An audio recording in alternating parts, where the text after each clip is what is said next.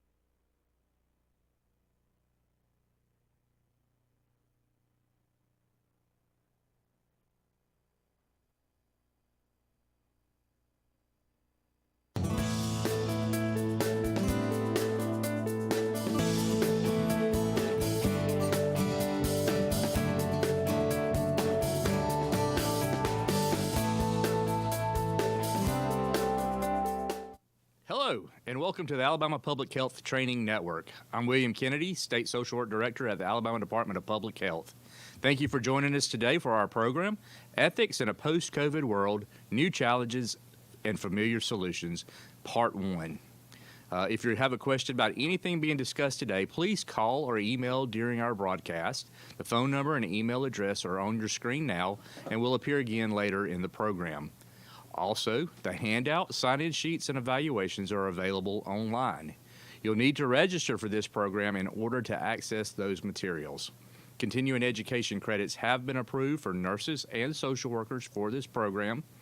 In order to receive credit for this training, you must watch the entire program, then complete and return the sign-in sheet and evaluation. While content may continue to be relevant, CE credit will only be awarded for 2 years for nurses and social workers, expiring on June 15, 2024. If you're watching this program on demand and want to receive a social work CE certificate, you'll need to complete the social work test and send it in, along with your sign-in sheet and your evaluation. If you're watching this program live, there is no social work test required. For social workers, if you're watching this program live, it qualifies for classroom hours. If you're watching on demand, it's considered non-classroom hours. Before we get started, I'd like to introduce our presenter today. Jim Sacco is a consultant to the Alabama Department of Public Health. I know you have a lot of information, Jim, to cover, so let's go ahead and get started. It's great to see you, old friend, well known to us. Thank you. Thank you, Bill. It's good to be back. Welcome, everybody. Thank you all for being here in the room. My name is Jim Sacco. I'm a social worker. Based, I'll say that proudly, based in Asheville, North Carolina. I have, a long time, 35 years of social work career, mostly a mixed bag of clinical services until almost 20 years ago. I met some people who said, we'd like to teach you how to be a trainer. So kind of a weird fork in the road where I made my living doing legit social work, and now I'm mostly in the basement of a county health department pretty much anywhere in the southeastern United States. I always say I know every Waffle House from here to there and back. So anyway, it's good to be here. I was excited about the topic. I know ethics is not the funnest thing. Let's keep it real, shall we? But I thought, what's a way to make it interesting, and what's a way to ground us as nurses and social workers, sort of in where we've been. And so I just sort of thought it made sense as we were designing the program to think about sort of where we've been and just kind of catch our breath. I debated the term post-COVID world. Is it post? Is it kind of? Is it peri-COVID? What I thought is, it certainly seems like we are through the most acute phase of COVID, and I'm anticipating there'll be waves, and I don't know what normal will look like. But I use that language to just kind of say, okay, we've been through a couple extraordinary years as nurses, as social workers, as public health people. And let's catch our breath and kind of think about how our ethics have grounded us through COVID, and how our ethics help us move forward. So it's a review, as Bill suggested in the title. I want to talk about where we've been. The other thing, full disclosure, I'll give you the preview for the whole day, the whole couple series. The NASW 2021 did an amendment to the existing NASW Code of Ethics.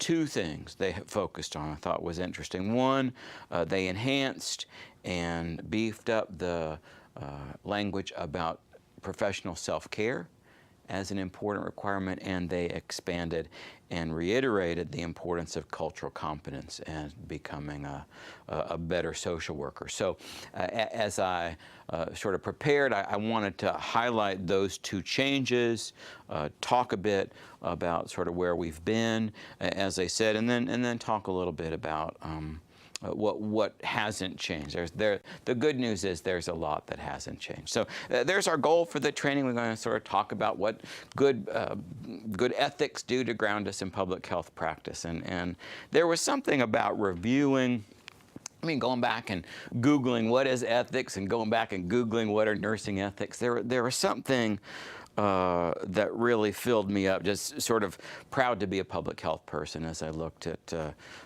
what our ethics tell us we ought to be. And I hope for everybody here and everybody watching on the video, it's a chance to kind of pause and reflect on why we do the work we do. It's not just for the extraordinary salaries the Department of Public Health pays us, but it is from a place of wanting to make a difference, and ethics are part of how we get there. So those are objectives, and these are kind of the objectives for both days. We're just going to talk about challenges, we're going to talk about the updates, and again, talk about what we've learned,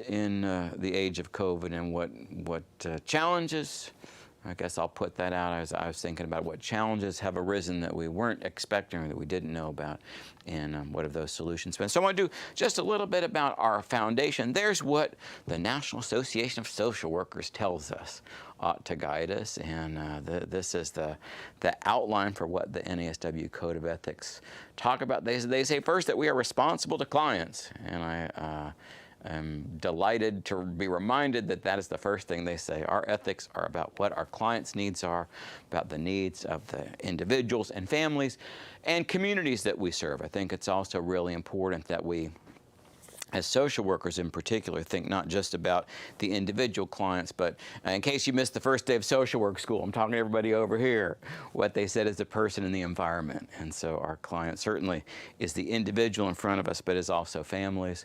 And in public health, I think our responsibility also extends beyond that individual to the community in which they live. But responsibility to colleagues was right there, and sort of thinking about, how we be a part of a collaborative solution in public health. And I again, as I stumbled back to this foundation, I thought I really like that. I think, as I think about where we've been through COVID, I'm not sure we could have done it without each other.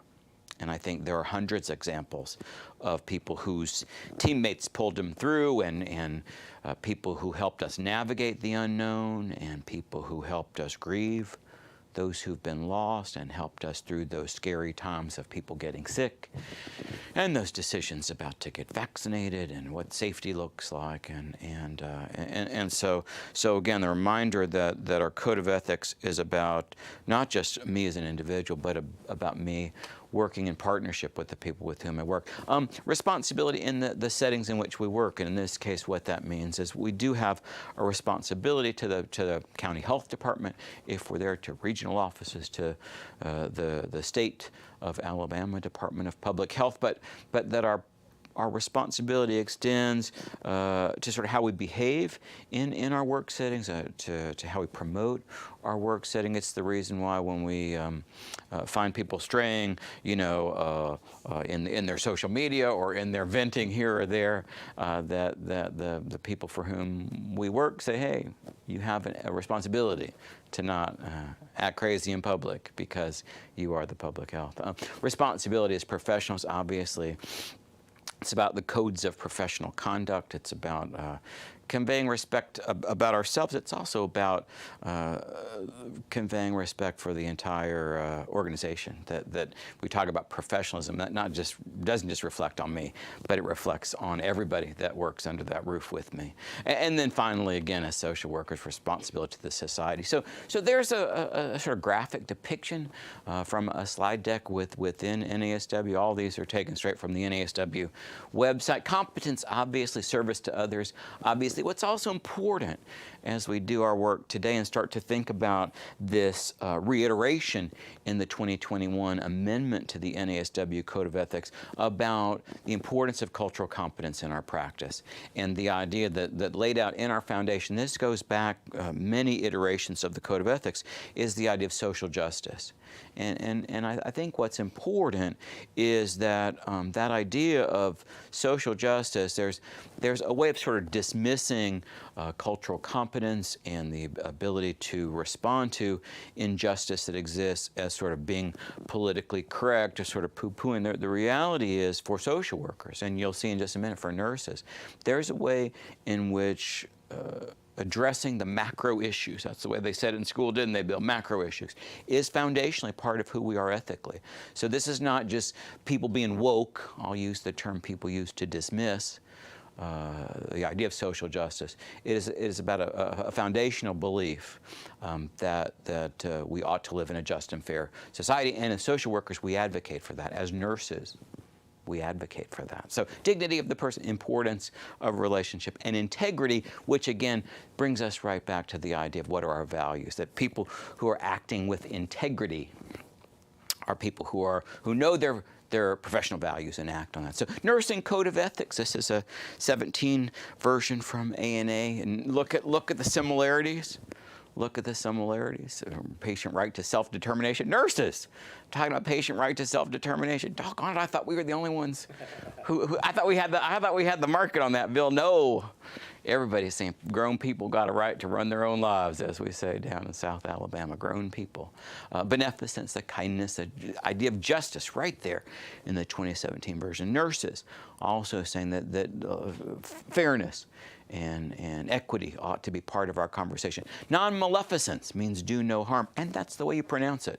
I promise I looked it up on Merriam-Webster. I know, malfeasance, maleficence, I had to look it up, maleficence, and the other is acceptable as well, and then the importance of confidentiality. So I'm doing this quickly just because most of us know this. We learned it in nursing school, we learned it in social work school, but as we move into what are the challenges today, I think it's super important to go back to where we've been, and for me, again, it's to go back with pride and to kind of recognize that if we're acting on the best part of our ethical principles as nurses and social workers, we're right in line with the values of public health and where I think we ought to be. So provisions of nursing compassion, that's obviously their commitment to the patient.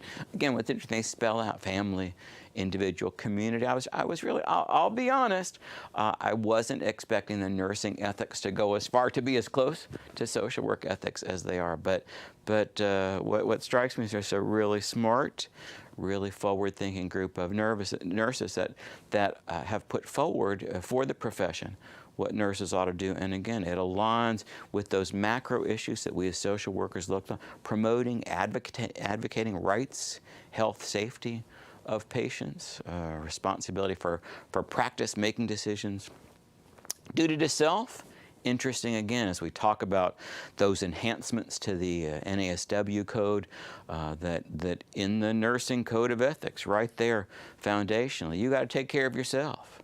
Put on your own mask first, Kelly, I always say. Isn't that what they say on the airplane? Put on your own mask first. And I think it's important, and I was glad to see it brought forward specifically in the Code of Ethics, because I think we're all terrible at it. There's every nurse and social worker I know could be better at it. We're many of us saving the world and taking care of everybody else. And so that reminder, and especially as you'll see when I get there, especially in this post-COVID emotional fallout that I think we're all in. Nurses working at environment in their work setting and making, using their ethics in the workplace to create again, very similar to what the responsibilities of social workers, and advancing the profession, the last part of the provisions of nursing.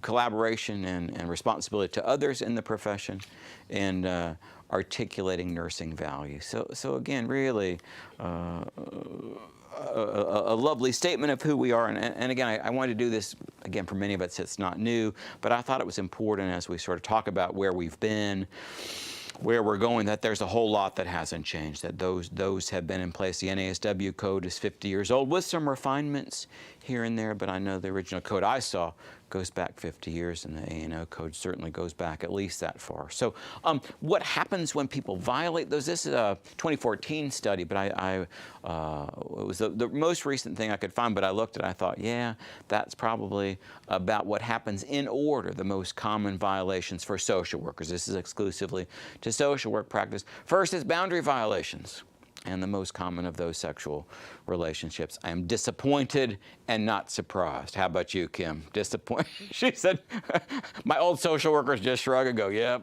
My veterans, sorry, Bill and Kim, my veterans, unfortunately. And you know, we are humans, and we are humans who are in contact and make relationships with people, and for people who are prone to ethical transgression. It's not surprising that that's most common boundary sexual relationships. Never ever okay. Let me say that has never changed. That will never change. Never ever okay. And I got to say, I'm someone who says never ever. You know, there's some debate among clinical social workers, or, you know, well, it was 5 years ago. Well, this. I say never. I say if that person has ever been a client in your practice, nurses, if you've ever provided direct service, to me, it's never okay. And again, the code of ethics in North Carolina, where I practice, is a little fuzzier, and there are people that want to debate that. I just think for patient safety in the world we live in, and I just think never ever. I think if you've had a profession, you can never have a personal relationship. I take a hard line, and again, that speaks to client safety. And again, I just think about all the sexual abuse that we know 1 in 4 women, we know 1 in 6 men, all the other stuff. I just think, you know what, given, and people that come in most vulnerable, who have a history of trauma or adverse childhood experiences, I take a hard line. I say never okay. So other violations, bad practice, just not competent, not surprising. We can all think of those 1 or 2 people in our class we thought, and they're going to go out and practice nursing. Don't name their name, Kelly. We'll all go to prison. But we all scratch our head and say, what's social work a right choice for her? I said to myself, I wish her well, but I saw that and I thought, not surprising that a couple of them got written up for sleeping through class or just not taking in anything they should have learned in school. Bad records, dishonesty, confidentiality. Billing, obviously we've got some people that playing fast and funny with the money. That's human nature. And again, conflicts of interest. And again, I always get nervous when, you know, we all know that person who's promoting their own side gig. They work till 4 at ADPH, but they've got a side gig and they're handing out cards. You just think, well, really, do you want to be handing out your other gig while you're at work? Or anyway, conflicts of interest come up as common complaints. So I'm going to turn it to the people who are in the room. That's sort of what's historically happened. As you think about where we've been, what's been challenging about the last couple of years? Let's also all kind of reflect. I always say, let's fast forward back to March 2020, when the world changed forever, right? And think about that 2 years and, what is it, 2 years and 5 months now. What's happened in nursing practice, in social work practice? What have you seen as ethical challenges that have arisen as a result of the COVID pandemic? Anything come to mind as a challenge? I wrote one thing, Please. Jim. One thing that's kind of come to my attention lately has been the nurses that went to New York and other areas, travel nursed, Yeah. and the things that they saw have brought that back and are really struggling, is what I'm being told by some of my nursing buddies, that PTSD is just real. You bet. And the things that the bodies that were stacking up, and It's unbelievable. The front line. You can't unsee that, and so they're Well, really struggling with that now. You bet. No, I mean, I think it's unprecedented, and certainly most nurses, Kelly, in nursing school, did they say prepare yourself for a global pandemic? Where you're going to see right. So clinical practice that involves that level of acuity. And Bill, let's bring it home. I remember being on the phone with Rhonda. She's saying we got no emergency beds in all of Montgomery. We got nothing in Birmingham. We're trying to find emergency beds. They're shut down here in Montgomery at various periods. But yeah, the level of patient acuity, the volume of patients, larger hospitals that, my buddy works for a large hospital in Atlanta. They had refrigerator trucks lined up out back because they just didn't know. Luckily, I don't think they used them, but it was so bad in the day, right? You got refrigerator trucks for human beings because we normally use during tornadoes and hurricanes, our emergency preparedness stuff. We're now pulling out and using for Yeah. for a pandemic. Yeah, So, yeah.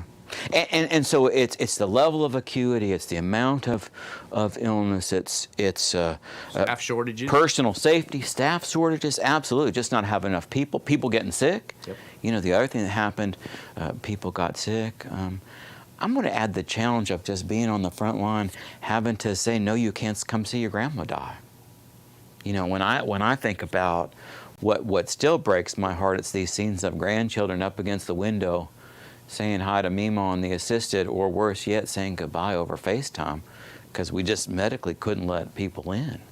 And so rationing PPE is another one. You know, we just didn't have, back in the day, we didn't have enough equipment for people. So who gets masks and whatever? Other challenges. I think there's a divide among our colleagues about the choices that we make when it comes down to our personal safety and what we feel is best for us versus what other people think. Yeah. It's a personal choice to wear a mask. Yeah. Don't judge anyone else who doesn't want to wear a mask. Personal choice about vaccination.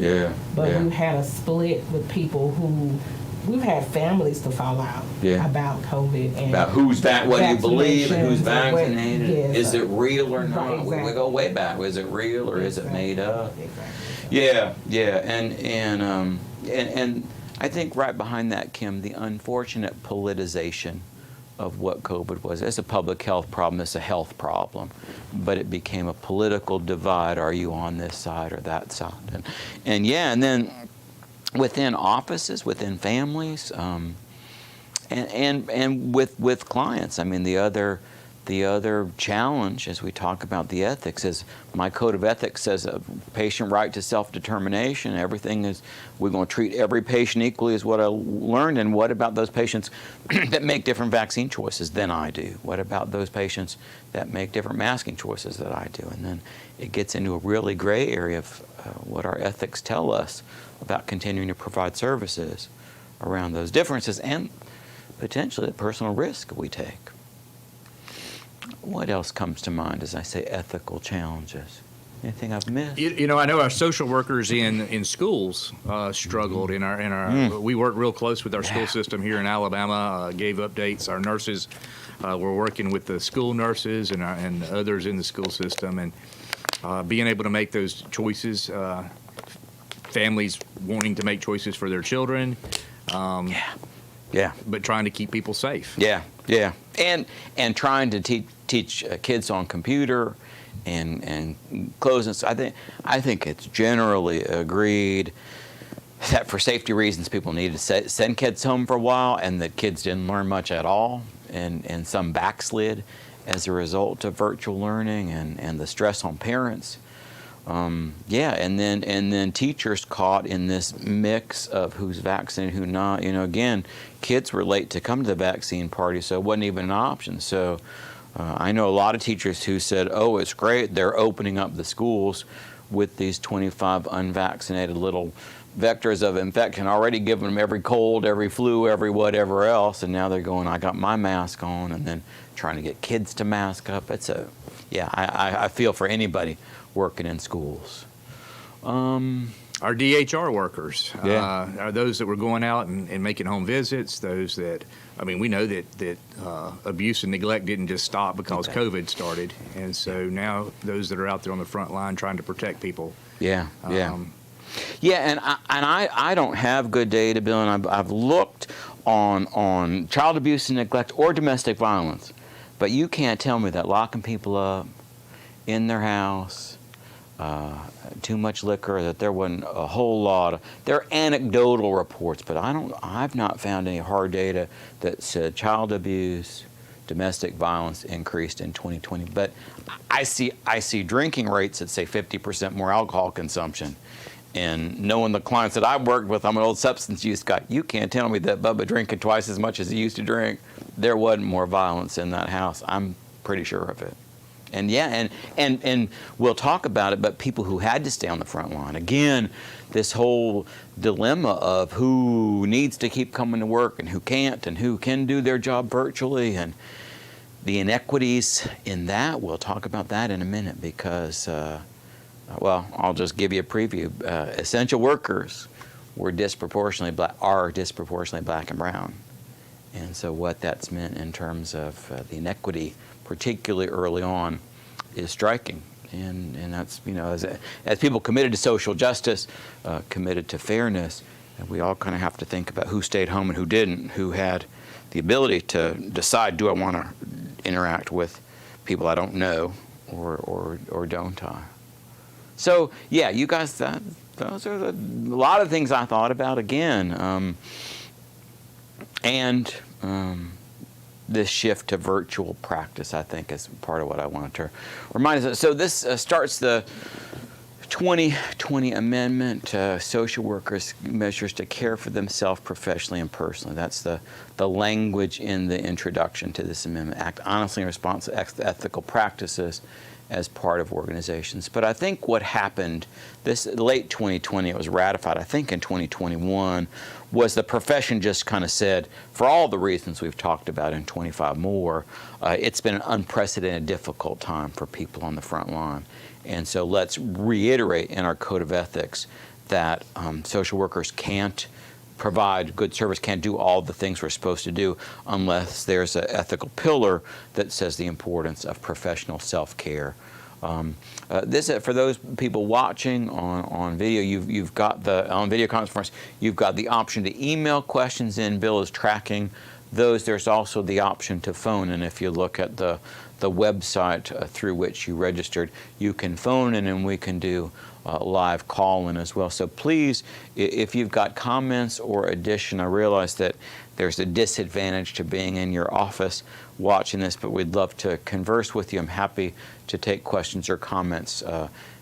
Alabama Public Health Training Network questions is the way you send those. That's the email address to do that. So, like I said, I'm struck by, as I thought about where we've been, I think about shutting down. My birthday was March 13, 2020.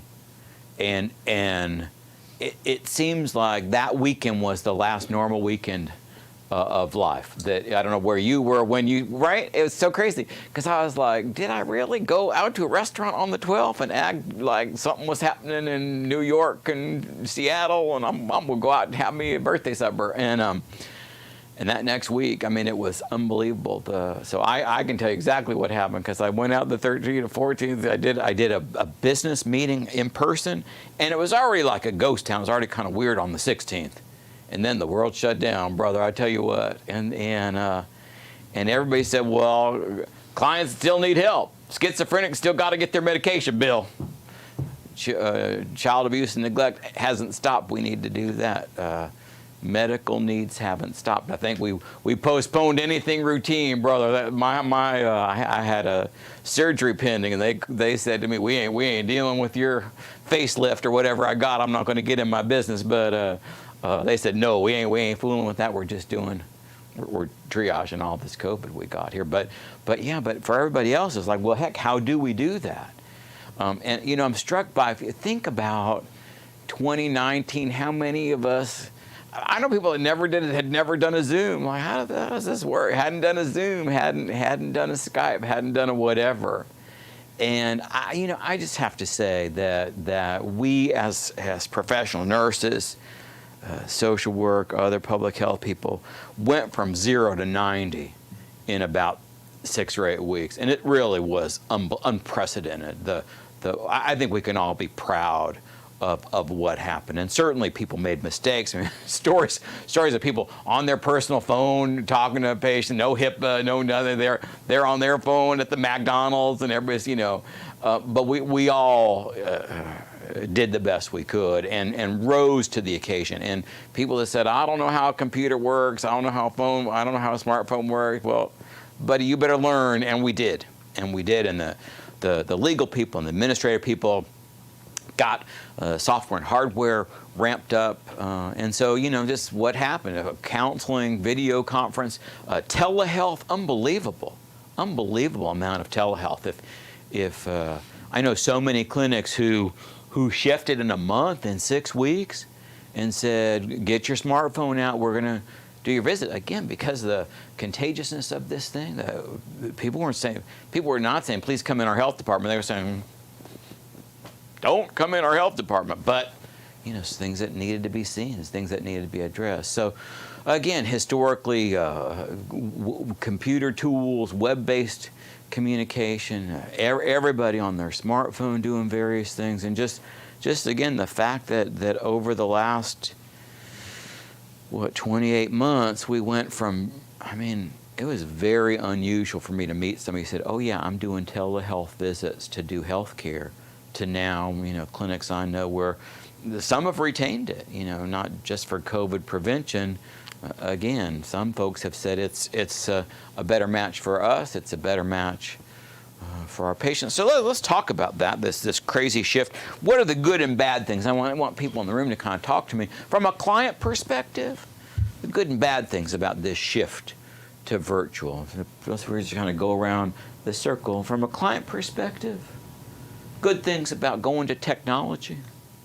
I think it made it easier for some of our clients. You bet. Some who said, I ain't driving back to your clinic. I'm not. You think about Alabama. I wish everybody was a 5-minute bus ride or whatever else from a clinic. We got a lot of folks who have to drive for services. So yeah, suddenly I don't have to beg somebody for a ride to the clinic. I can just call my social worker, call my nurse, and everybody had a smartphone. So yeah, so ease for clients, flexibility, do it wherever I want it. Some clients are saying, I don't want to go back to driving, or having to argue to get a ride back to your darn health department. It's easier. Some of our programs, we actually saw an increase.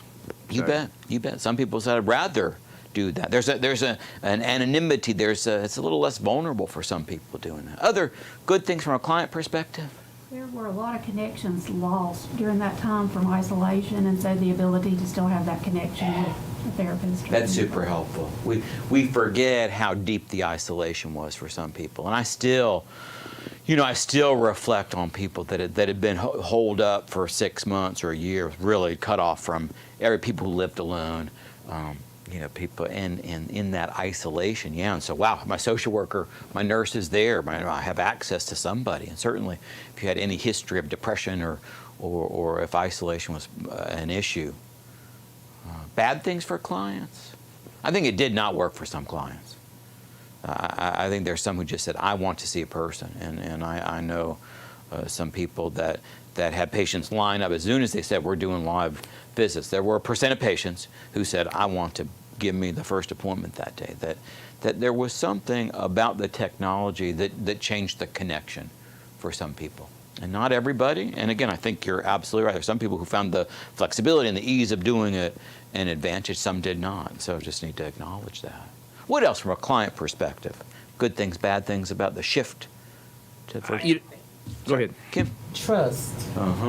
Trust. You don't trust that something can be missed if you do it on the phone or virtually. Yeah. I know people, Can we trust we're picking up everything? Can we trust I rely so much on people's body language and on facial, and people make a twitch or they do whatever. I don't know what it means, but I might probe that. You don't have that on the phone or on the thing. And so I think the downside, you're kind of shifting us from the clinician perspective. I think you can make an argument that we lost some things as clinicians, as nurses. We lost the ability to do some physical exam, to see some things. You can hold your phone here or there, but I think the ability to do a physical exam for nurses and have a patient there in the room was at a price. And for social workers, sometimes we didn't get the full story, maybe. You didn't necessarily know who else was in the room with that person. Oh, my Lord, right?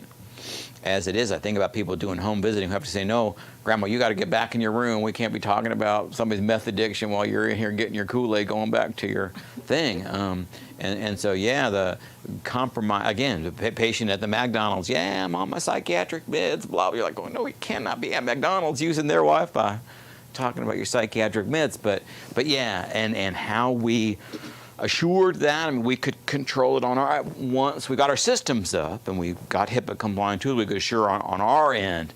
But on the other, and let me just say, I can't stand anybody putting me on speakerphone ever. So there's that. Do not ever put me on no speaker. Am I right, Kelly? Do not put me on a speakerphone. If I have clients, I was on speakerphone, phone sitting there. Who's walking by? Who's hearing? Thinking we can't control it. And the bind we're in ethically is we're violated to protect privacy. And what if they are in a public place? What if they've got us up on web tool in a place that's not secure, where they can't control who's there, people overhearing. The other side of that would be if there's somebody in the room and they would disclose something to you, but they're not going to disclose it because the perpetrator potentially is in the room. Yeah, absolutely, absolutely. So if I don't have privacy, it's the reason why SMS texting has real limitations. I've done a bit of work with domestic violence. They've got, if you're in a domestic violence agency, you've got all kind of code words and other stuff. You can't just say how's he. You can't expect someone who's under threat, because controlling the text is part of the disorder. It's part of how abusers operate. From an agency perspective, if you're running a health department, I'd have pulled my hair out, I'm telling you right now, with, am I going to be sued for HIPAA? Let's start there. Is any of this HIPAA compliant? Are we, the concern about privacy, how to get the technology up to speed, how to get technology that was HIPAA compliant, how to get everybody trained up in the tools. I'm not aware of, and our funders, all the insurance companies, Medicaid said, go ahead and bill us for virtual services, and I think there's a great deal of generosity on the side of funders and whatever else. But again, as administrators, as people leading, to kind of say, how on earth am I going to get, think about a busy health department. Think about, Jefferson County Health Department. How are you going to transition?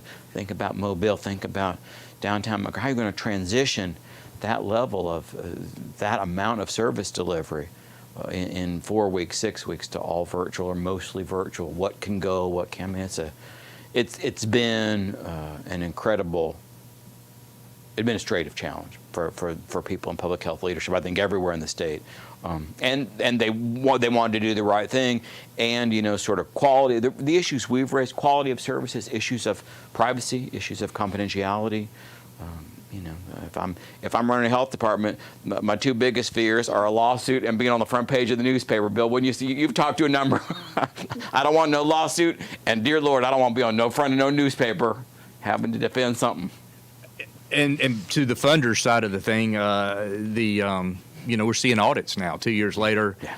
And so how well did we document? How well did we bill? What are they going to find? And so I know there's some concern there, and certainly there's a lot more things been put in place with all the funding that flowed in. Yeah. Okay, now what did you do with it? Yeah, absolutely. And I was in a telehealth arrangement with a provider, and they kept saying, well, the guidance is changing, and we're even appointment to appointment, and we're not sure if we'll be able to keep going virtual or not. And so private insurance companies, again, first year, we're just go on. We'll absolutely be happy to reimburse for a telehealth visit, but that changed, and yeah, the track record of who did what with those services. I mean, obviously there's an accountability, and yeah, if I was a major funder, I probably would do some look back and say that clinic billed X. Let me see the documentation about how services were rendered. And I think we all did our part, and I bet we didn't do it perfectly. I mean, I bet if I'm just picturing the people who are tasked with auditing us, the little beady-eyed bean counters they send out. Yes, I did send out to audit our charts. Some of those folks will find some things that aren't 100%. I reckon we were doing the best they can. And you just hope that goes there. So again, first thing, this hasn't changed. I'm not going to do a lot to these, but what's really important as we think about sort of this shift to a virtual world, about informed consent. What has fundamentally been part of nursing practice, of ethical social work practices, is someone's informed consent. And so again, as it relates to these telehealth, electronic, web-based, whatever else, the first element is who's going to have access to my clinical information? Where does this information go? Who has access to that? So as we are negotiating informed consent, you have to be able to say, here's who's going to be able to see what goes on. Second element, again, these are from the NASW code on using electronic media. Second thing is, what's the process, and do you have alternative for services? So in other words, ethically, for our profession, to say you can only do this or not is not appropriate. That we are challenged as social workers to say we're providing this, but to offer alternatives where those exist. And again, I'm thinking specifically about patients for whom doing services virtually is not clinically what their preference. And so being able to figure out whatever else is going on. And then, yeah, all these questions of how we're going to communicate and how I'll respond and what about misunderstanding. You know, I'm going to raise my hand. I come off short and a little crabby in email, I've been told multiple times. And I'm just in a hurry. And I'm saying, girl, do that thing I told you to do, boom, you know, whatever else. I'm just busy and send it off. And I've had more than one person say, wait, what's up with your attitude? And I'll be like, it was just a busy day. I was trying to, Kelly, you smiling because you've been caught too, I reckon. It was 4:45. I wanted to get that out before the end of the day. And I was just like, here's the whatever without a lot of bells and whistles and how's your mom and him and hope you have fun at soccer practice. I was like, just do this thing. And so sort of ways in which technology, again, if you don't have the visual, if you're not here in the room, if I walk down the hall, I visited with you, say, well, Jim's just distracted and busy, that's who Jim is and whatever. Whereas if you read it in writing, there's ability to say, well, what's up with that? What's up with Mr. Krabby? Always, as part of informed consent, issues of confidentiality. We had to go back as we shifted to virtual service delivery and kind of say, here's not only who sees this and here's who has access to, but to explain that the law protects them. You know, we had to pretty darn quickly get everybody HIPAA compliant. With us, you know, what's astounding, and I'm smiling, Bill, because I think about how quickly we got HIPAA compliant. I wish it was because companies, I won't name the very large web-based providers of technology, who just wanted to do the right thing, but there was a real economic incentive.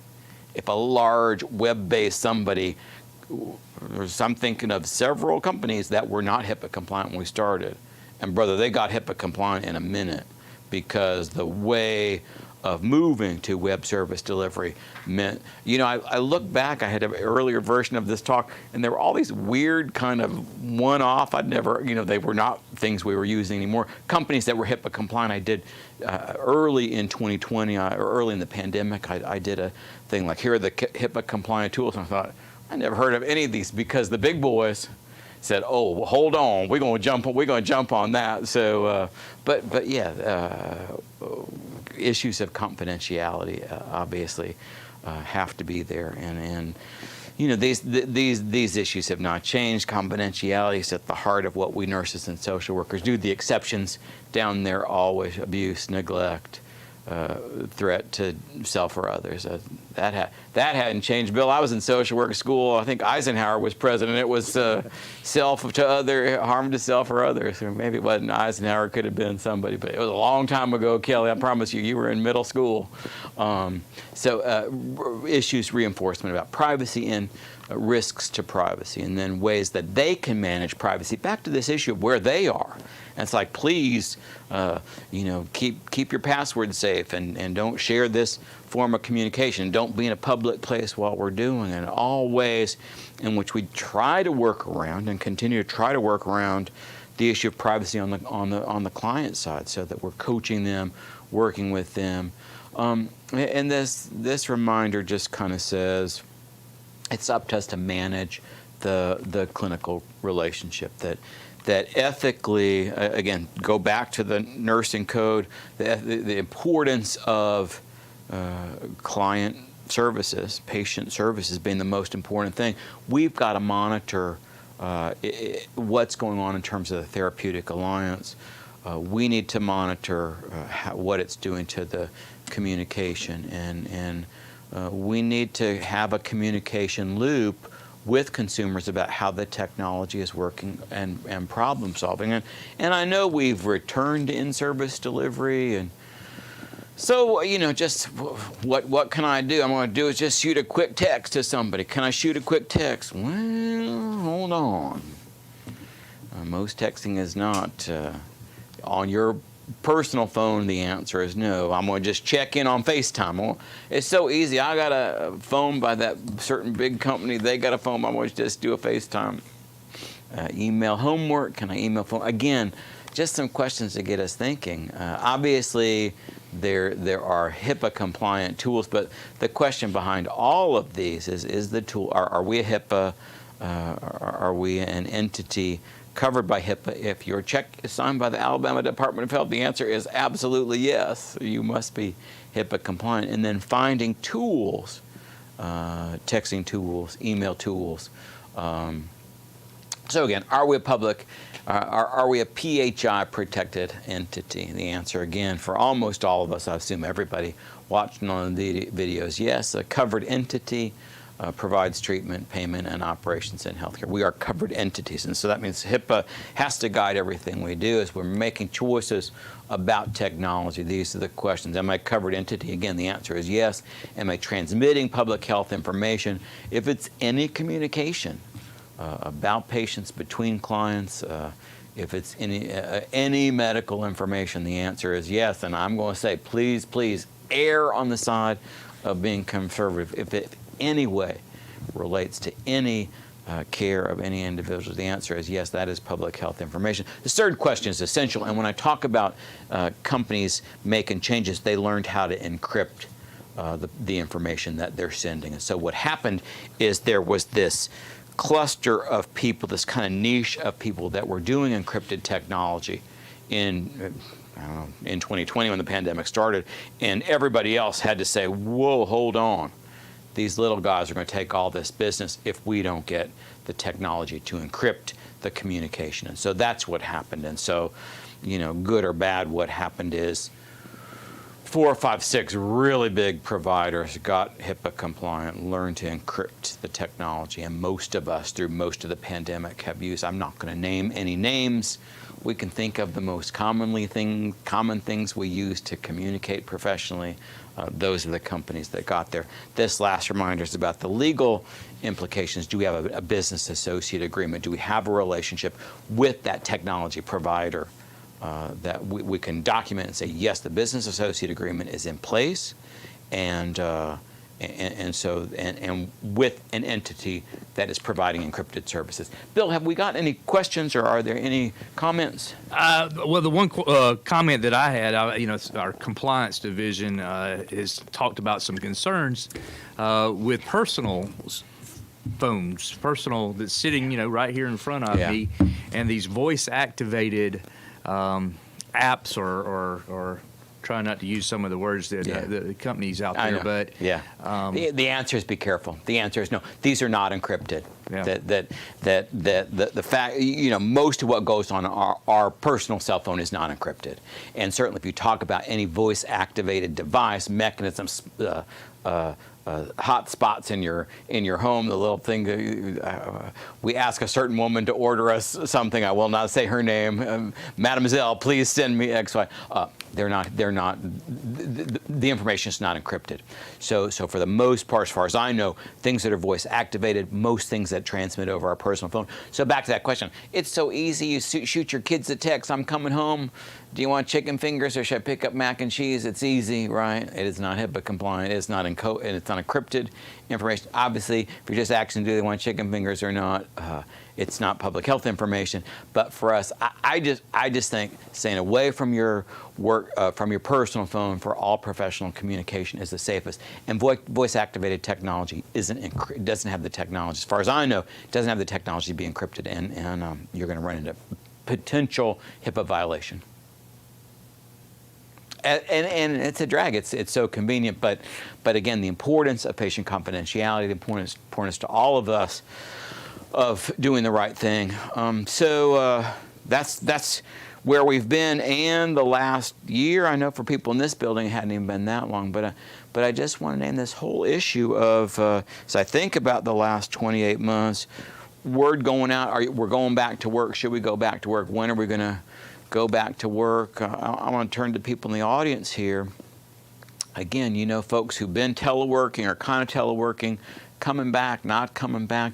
What issues are being raised as people move from a partly virtual to whatever to I can say it because he's in every newspaper in the world, to the Elon Musk model of you going to sit in that chair 40 hours a week or you're going to be fired. That's what he said, bro. He said, if you want to work for me, if you're going to work for Tesla, you're going to sit in that chair 40 hours. The most versus a lot of people still not home, still working in their basement in their sweatpants.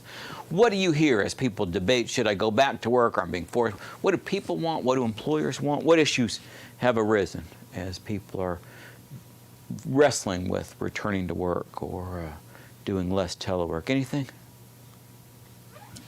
You know, as somebody that hires and is looking and helping others that are trying to hire staff, there's a lot of competition. Yeah. And so, you know, at Public Health, we need you here to see patients, and the comments we're getting from others that we're interviewing are that I can work from home and make more money, or I can, you know, and so there's a lot more competition for workers. Yeah, yeah, and I think, Bill, if you poll people and they're honest, my sense of people is people don't want to do much more than a hybrid part-time in an office. That a majority of people don't want to sit 40 hours. And again, obviously we've got job roles where people have to, where what we need is somebody in the office. But if we ask people their preferences, a lot of people are saying, I don't want 40 hours. I think that's what you're running up against. Yeah, in a job environment where there's certainly for nurses, there's 6 jobs for every opening we got. They got 6 options somewhere else. It'd be a tough time to hire nurses, but even social work, right? What else do you hear as people debate? Do I go to work, and how much am I in the office? And there are a lot of parents that have the issue of, you know, they've been at home, they've been working from home, so they were able to keep an eye on their kids. Yeah. And now that they have to go back into the office, it's kind of making it tough to find a caregiver. Yeah, you bet. Yeah. A lot of daycare people said we're out, right? Whenever Daycares are closed. you bet. Well, where was the work in April 2020 for daycare? You were watching empty desks, and so you said I better do something. So yeah, parents going back to work means who's going to watch the kids after 3 o'clock, and the ease of mixing and the stress. I just want to keep it real. I think about my girlfriend who was single mom doing her full-time job and teaching 2nd grade for a year. I mean, it was no picnic for anybody. But yeah, so I'm going back, and what about childcare, mother? What about, not so much in rural areas, but what about my commute time, adding that to my life? And the other thing you get in larger cities, I think about Atlanta, where I lived for 30 years. You just added 2 hours to my day. Depending on where you live, you just added 2 hours to my day every day by saying you coming back to work. And most people feel, who've done telework, that they are more productive at home because you have the office interruptions that you don't have at home. Right. That absolutely. People say. So there's 2 sides to that, Kim. I'm going to take both sides. One says, you know what? All I do is put on my baseball hat and fire up the computer. I don't have to drive. I don't have to put on anything. I don't put on a brassiere. Yes, I did. I'm going to keep it real. I didn't have to put on a brassiere. I just fired up my computer and whatever. They got their 8 hours, whatever else. The other side, the people, the Elon Musk model, I need to see them there to make sure they're working. And I believe that people who are going to waste time are going to waste it whether they're sitting in your office. Am I lying? If she's going to be on Facebook and Pinterest, she's going to do it at home or whatever else, to me. But there's this tension of I need them there. So yeah, issues of child care. I'm going to add, what about issues of safety? You know, we haven't been there, especially if I've had the luxury of being home some or all. Now I'm in a position where what do my clients want to know about me? You know, I mean, if I'll take a stand. It may generate some controversy, but it's a good thing to be a consultant. You can fire me. I don't want no health care worker who's not vaccinated in an exam room with me. There, I said it. If you're going to come in and provide direct care to me and you're in my exam room, I want you to be vaccinated. That's my bias. I believe in the science of vaccination. I don't want to get COVID, and I just think healthcare workers who have the option. So, and a lot of employers can't ask, don't ask, make room for exemptions. So what about me as a patient? How are we going to keep other employees safe while we're doing this? And just looking around at various workplaces, you've got a lot of health departments. I don't want to be critical, but there's a lot of health departments where people are awful cozy with one, and that's a nice way to say it, ain't it, Bill? Where we just don't have the luxury of suites of private offices, and people doubled up on card tables and folding chairs, and poor DIS working whatever broom closet we can put a DIS in. And so yeah, how we won't keep everybody safe being in that kind of proximity. And what, again, back to being the administrator, who's going to sue me? What I do not want as somebody running the health department, as a supervisor, I do not want nobody to fire me, and I don't want anybody to sue me. And the other thing, Kim hit on it earlier, we talked about families and whatever else. How can I foster team? Both sets of ethics said we're fostering team or relationship with colleagues in a place where these people get their news here, these people get their health information here, these people believe this, and these people believe that. And I'm going to keep it real. It's harder to find middle ground around the politics. And if I believe that masks are keeping me from getting what is for some people still a potentially fatal or very serious ailment, and you say it's not real or you're not going to take prevention, it has the potential to create real divide and I am glad I'm not managing a diverse team of people today, because that issue is really tough, because I do think that in a functional organization everyone's working towards cohesion. Here's what your Attorney General says. There's your answer. Y'all can read for yourself. Alabama Department of Health position. This is the Attorney General position, right? It is, yeah. Here's your Act, 2021-493. You cannot issue or require a sharing. You cannot require people to share their immunization records. So it's no coming in with your vaccine card anywhere, if according to this act. You cannot require vaccination as a condition of receiving services or for entry into the building. So in other words, we are opening our doors at ADPH to anybody regardless of vaccine status. Institutions of education cannot require students to prove COVID vaccine status as a condition of attendance. So you're a principal, you're a school teacher, you are prohibited. And then businesses cannot refuse to provide services or administration based on someone's immunization status or lack of immunization documentation. What's really important in that act is the provision of supporting individuals' religious freedom. That what they reiterate in the act is that Alabama is a place where people's right to make decisions about vaccine immunization based on their religious beliefs is something that the act upholds. So there's your answer to the question. Can I mandate an employee? Can I mandate my patient? You can't mandate nothing. And so I guess just think about, from a client perspective, your reaction. As a patient perspective, I already gave you my perspective, which is I'm in the health department, and I wish there was a guarantee that that person coming in my exam room about to be intimate with me, maybe in a body orifice. I'm looking at my family planning person. You're going to have to, if you're going to do family planning, you may be in an orifice or two. But that person were vaccinated, that's not an option as a patient at ADPH, right? Employee perspectives, issues for employees. What are your thoughts? Kind of conflict we talked about earlier, them versus us. They're right, I'm wrong kind of stuff. I think it's best to not have that conversation if you don't have to. Okay. It's kind of like in the South where you say you don't talk about sports, you don't talk about religion. So now we add, let's not talk about vaccine status. Vaccines. So that's my... We're doing a don't ask, don't tell. Don't ask, don't tell. Unless it's absolutely necessary, Yeah. because that can cause conflicts in the work environment, and it's just better not to discuss it if it's going to cause issues, Okay. I think. Okay.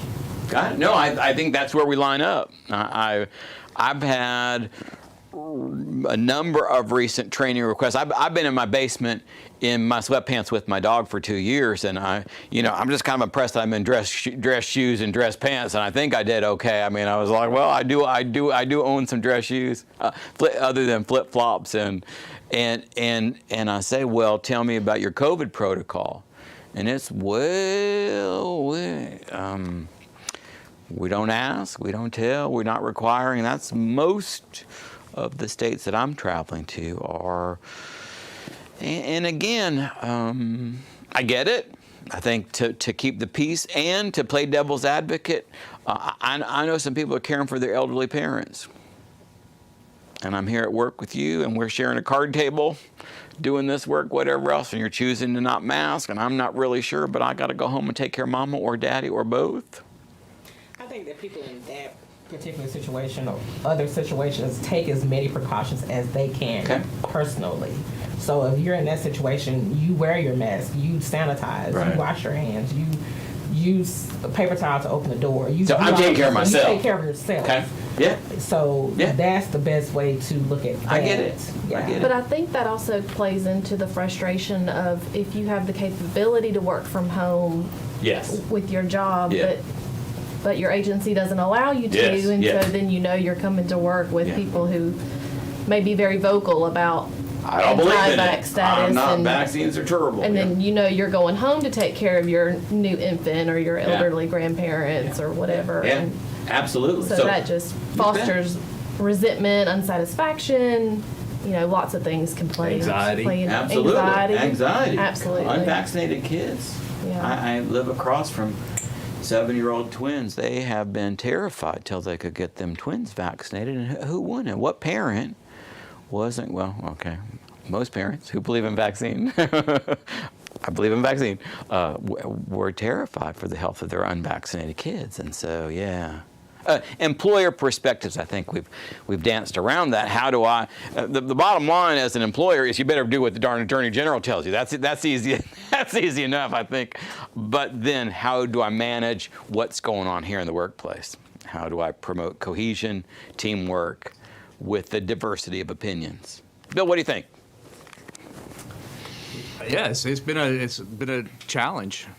A lot of different perspectives, a lot of different opinions, and then as an employer trying to keep people safe, but also do our job and serve the public. Ultimately, if you go back to our code, it's about the patients and providing care. Client services, exactly. So this was, I was looking at what do I do from an HR perspective as I was getting ready to do this, and all the issues we've talked about in the workplace. This resource was really interesting. It was like from a human resource perspective. This is Society of Human Resource Managers, SHRM.org is the website.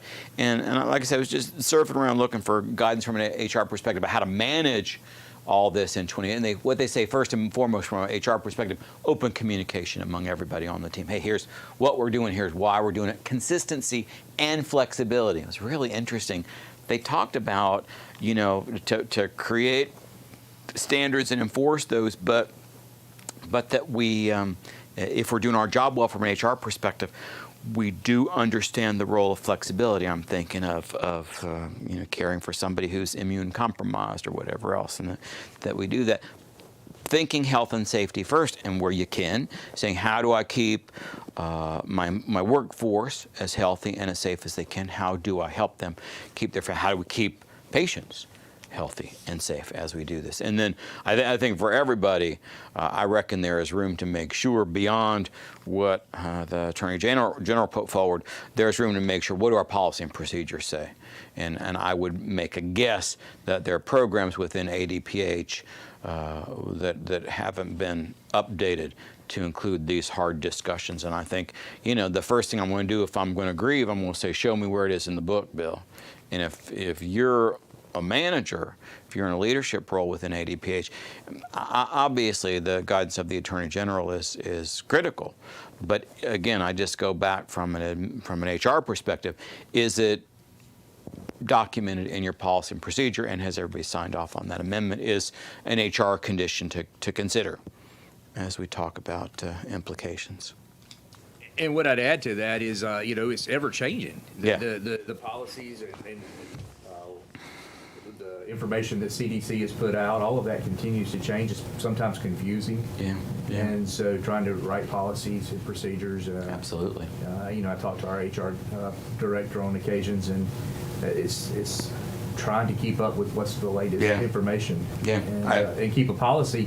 Something hits tonight, and tomorrow morning it's in play from the CDC, and trying to keep your policies up to date with that has been a challenge. Yeah, I have a family member who's down with COVID, and they're talking about deciding when they're going to come out of quarantine or not, and we're all scratching our head to look for the guidance of how long to quarantine, and when symptoms developed, and when we get a negative test. And you better have a PhD in epidemiology to write the HR manual these days, because it is tricky. And again, back to that issue of workplace safety, back to the issue of patient safety.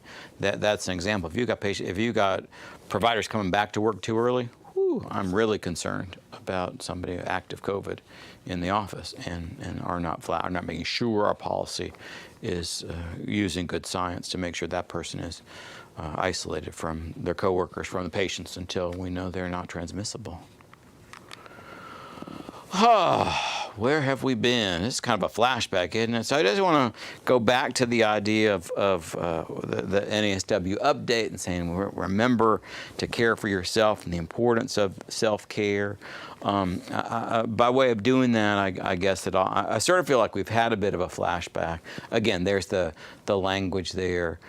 Promote policies and materials to support self-care. Paramount for competent and ethical social work practice. It's another quote from the guidance. Challenging workplace environments and exposure to trauma.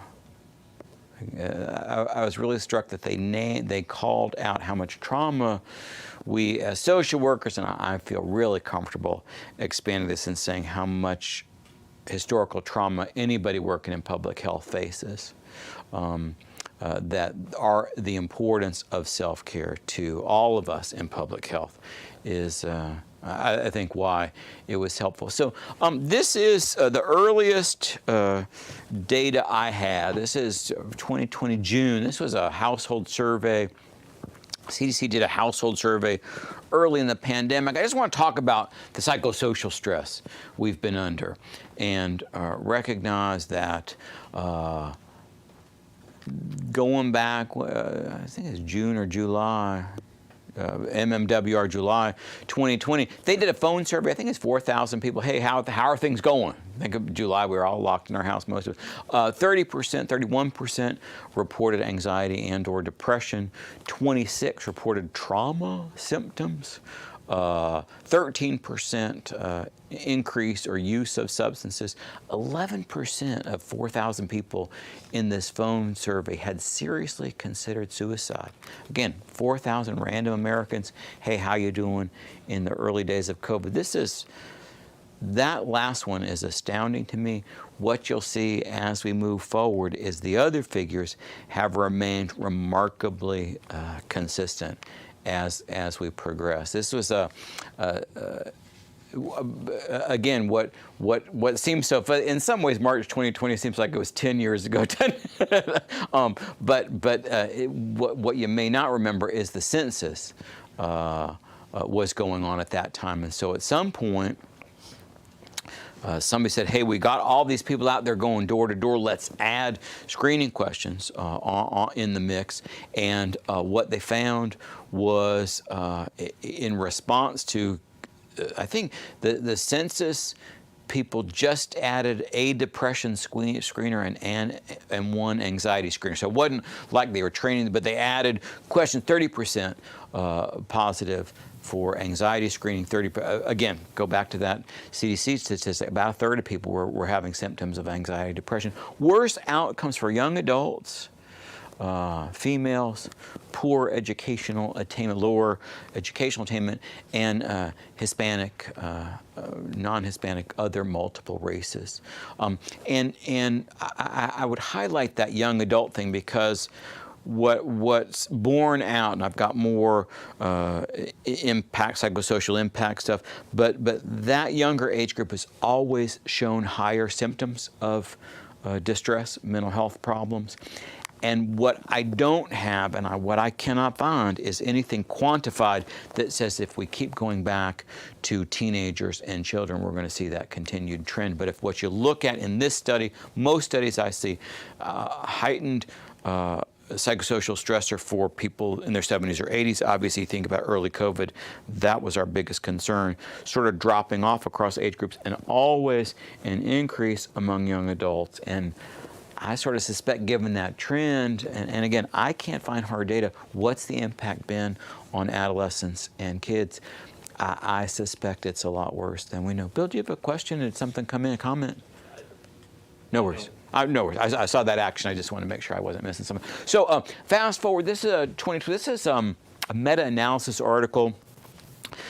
Just sort of looking at, I want to say it's 60 or 70 studies on the psychosocial impact. It's still early, but again, look at the figures always. And again, this has been consistent. All the looks that I've done, anxiety is the most common symptom. And there's the range he's got. Most people say it ends up, if you average everything, about a third of people reporting more anxiety symptoms. Just under that, nearly a third, but usually a little less, reporting symptoms of depression, distress. And look at the figures on PTSD, 7 to 53%. And again, so that's a range. I would have to argue that the actual rate of PTSD is probably much less. This is an early NIDA article, National Institute of Drug Abuse, the impact of COVID on substance use. And this I think is concerning.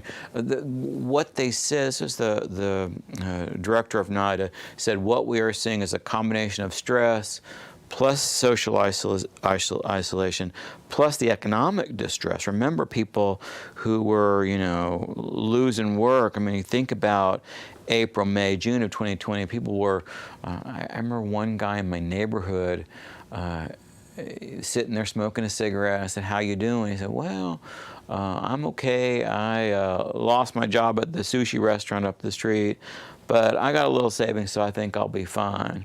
And I've thought about that dude a lot, just sitting on a step thinking, 6 or 8 weeks off, I'll smoke some pot and, and have a couple months to go back to work. And I thought, brother, you didn't, I don't know where he went. He ain't still on that step, but I just think, hopefully he got some expanded unemployment, maybe. But the economic distress was real and sustained. So increased frequency and amount of substance use is what she reported. There's your figure on alcohol sales. And we kind of joked about it. I know there were a lot of jokes about mommy's having a bigger glass of wine here in COVID or whatever else, but 54% increase March to March. That's not just one more glass of wine. I think a good deal of that is problematic use. Knowing what I know, a good deal of that is self-medicating around the anxiety and depression that I talked about. And I would argue that embedded in that is people whose use progressed from normal range drinking to problematic substance use. And I would also argue, and I cannot find hard data, I would also argue that a part of that is a bunch of people who were in recovery who relapsed as part of the pandemic. And again, I can't find any hard data. I know people in 12-step recovery who say, oh yeah, we see a lot of people coming back after a relapse. I can't find anything that quantifies how much that happened. In 2020, we saw an increase in overdose deaths among opiates, other overdoses, particularly methamphetamine, that much higher. 40 states in 2020 had higher year-to-year opiate overdose rates. So that's what happened in the general population. What about healthcare workers? This was another, this was, I think this is a 2021, anyway, it looked at 37 studies. Most of these were non-U.S.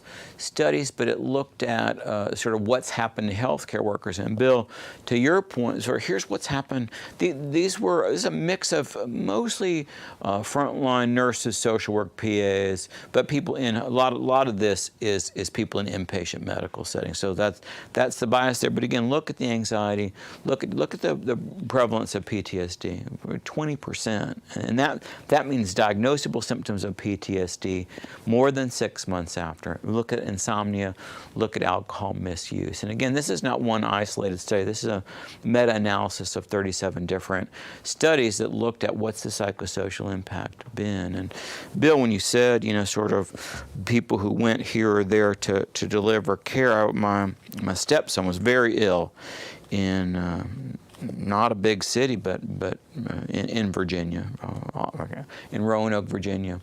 And he was in ICU critical care for nearly 4 weeks. And I'm telling you, there was it was in between COVID waves, so people were not dealing with a lot of active COVID. But I say you could almost feel in the air that what those nurses, what those frontline staff, respiratory therapists, everybody cleaning rooms, what they had been through. And you sort of talk about being an ICU healthcare provider and for folks who've done it for 2 years, you can't tell me that it's at least 20% that don't report some trauma history, some symptoms of trauma. I talked about it earlier, and the people I've been talking to are talking about nurses that went off, and basically they worked for 2 or 3 months and have come back as travel nurses. Yeah. And they didn't have benefits. Yeah. Their benefits, it was really cash. It was a lot of cash, a lot of money. People were able to pay off student loans and all kinds of other big money. things. But now they've returned to, maybe a job they used to have, or a hospital, a local hospital, and so they're struggling with these different. They brought all this back with them. They brought it back, and how do you deal with it, and who's responsible for helping them? Take care of that from a financial standpoint. Yeah, absolutely. And again, as part of hiring, as part of nursing support, how do you support a workforce? Not just hire, but how do you support a workforce that's had this kind of injury? Frontline staff, again, in the study that I'm referencing, frontline staff, women, younger staff, and nurses had poorer outcomes. That is, worse behavioral health symptoms, except for alcohol use. That seemed to be equal across professions, across whatever else. And higher exposure to moral injury resulted in more behavioral health. And I don't know if the next slide is there, but moral injury is like something that goes in opposition to your values, like not being able to give people PPE who needed it and couldn't, like not being able to let people say goodbye to their grandmother, things that went against what you felt was morally right, but that you had to do, given. And those people who had moral injury had higher levels of mental health symptoms, again, depression, PTSD. Name the emotions you've seen here in the room. Sort of which of those emotions do you see with your family, with your friends? If you were to take a highlighter to what I've talked about, what do you see in your workplace? What emotions seemed common as you looked at those slides? Just among family, especially with family that are older and have health issues, fear, biggest things like what will happen to me if I contract the disease. So you have an overabundance of caution because of that fear, and so you have the isolation. Fear, isolation. The other thing about the stress we've been under is there's a lot of stuff that says the stress response is meant to be short term. Like back when we were cavemen, there's a dinosaur at my thing, your physiology revs up, you have this fight or flight, you have this physiological reaction, and then the dinosaur leaves your cave and it's over, it passes. Some of us, we've been under alert for a long time, and so as I try to make sense of this, what are our models of being under that level of stress? And for other people say it wasn't a big deal. There's a whole range from highly stressed for the last 28 months to not stressed at all, and sort of where people are at along that continuum. Depression would be what stands out to me, especially in the nursing field. I mean, it seems like there's such a shortage of nurses now that you have clinics and hospitals that are assigning nurses all this extra work, and they're overloaded, overwhelmed. They're having to take care of patients at maybe unsafe ratios. Yeah, that's what I was going to say. That's a threat to their nursing license, and if they lose their job, hospitals aren't they're not going to back that up. So it's a small picture, but it's also such a bigger picture when you start talking about cause and effects for these types of things. Absolutely, absolutely. Where nurses have been, but yeah, absolutely. A bunch of nurses said, "I'm done." Yeah. I was going to piggyback on that to say a lot of nurses have left bedside. Yeah, you bet. They are done. You bet. Yeah. You bet. If they had the luxury, they're done. Or if they can do telehealth or work for an insurance company, just talk to people. Or exactly, they said, "I'm done." And again, that issue of, I got my RN license on the line. I'm counting on these visiting CNAs to keep my 15 patients alive, and I hope nothing falls through the cracks. It's a pretty stressful life, and COVID and everything else. And yeah, I mean, I think the only thing I would add, and I just echo what Kim said, is this stress of the response. That I was visiting family last summer, and my cousin's wife had kind of a meltdown at dinner, just talking about how exhausted she was as a nurse, how exhausted her peers were, and that hearing people who were opposed to vaccination, who were opposed to masking, when she believed in the science behind those tools, then being admitted for care, and she went off. I mean, it was... and I can't argue, but that if I'd been on the front line, cared about other nurses and people who had mocked vaccine and masks, getting sick and then coming in and being that third wave. I mean, there's no way you can argue that that third wave was unvaccinated. I don't know if we're on the third wave or fourth wave, but there was a huge wave of people who were not vaccinated. So there's a reminder to our folks outside. Just, to kind of, now I'm really stumbling here because I don't have the answer. Kelly, you sat here for an hour and a half. I don't have the answer, as always. But I raised this question of, has COVID been a collective trauma? Bill, as you talked about people going to New York City, whatever else, I think about our models of trauma, and I even think about our models of natural disasters. And I think, you know what, this is not one hurricane that happened in one night and the post whatever else. This is something else. But I just think, I put out the question, what if this has been a collective trauma? What if it's affected an entire society?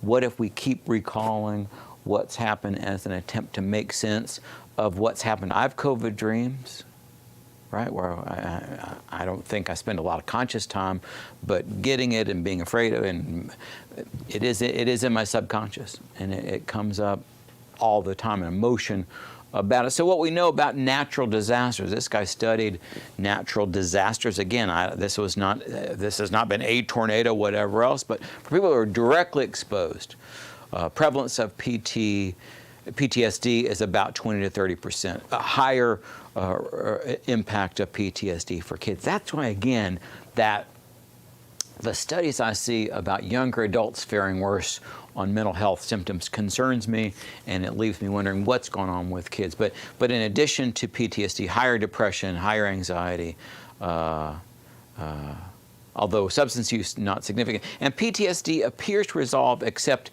in about 5%. So what about this? I'm just going to end with some questions here.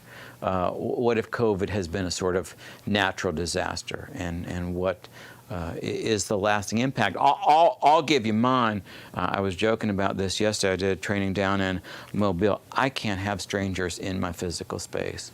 If I don't know you and you're too close to me at the grocery store, it gives me the willies. And I'm not ready to go to no movie theater and have people I don't know coughing on me. People talking about, oh, don't you want to go to a concert? I'm like, and be next to strangers? I have a physical space thing.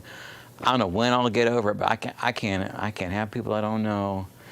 If I'm in a busy, I've never been great about it. If I'm in a busy place, I'll throw my groceries down and get out. I can't have people in my space. Again, I think that's just having spent 2.5 years being afraid if people got closer than 6 feet. I've got some lasting trauma. So as we sort of think about where we go professionally with our patients, there's some really interesting, compelling work as we look at the trauma literature there's people who say, who survives trauma? You saw that figure earlier. 20-30% have PTSD. 5 to 10% have lasting PTSD. It resolves over time. These are factors related to who survives trauma. It's called the resiliency literature. Really interesting stuff. There's a husband and wife team at Duke. Oh, I hope I come up with their name. I came up with their university.